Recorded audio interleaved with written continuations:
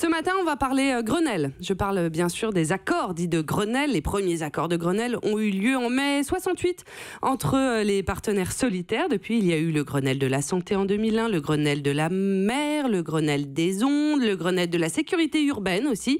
Il y a eu le Grenelle du très haut débit. Bon, il y a eu tellement de Grenelles qu'il faudrait un Grenelle des Grenelles. Autour de la table, vous avez un Grenelle préféré? Vous avez envie de proposer un nouveau Grenelle peut-être?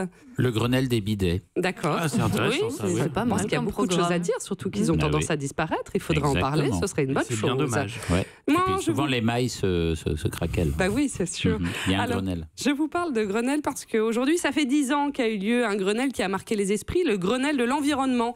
Il devait changer le monde, souvenez-vous, ça se passait en 2007.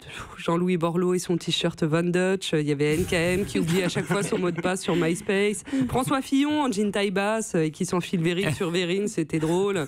Et puis le soir, en 2007, au Grenelle de l'environnement, ça donnait ça.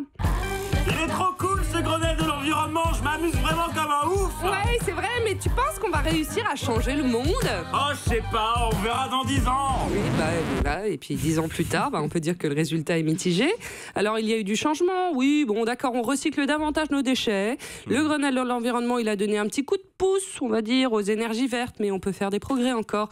Tiens, vous connaissez les glyphosates, ces pesticides cancérigènes. Eh bien, 10 ans après le Grenelle de l'environnement, on vient de voter au Parlement européen l'interdiction des glyphosates. Mais ce vote n'est pas contraignant. Ce n'est qu'un vote symbolique pour faire pression sur la Commission européenne qui, elle, vient de proposer le renouvellement pour 10 ans de la licence d'exploitation des glyphosates dans l'Union européenne. On en reprend pour 10 ans. Allez.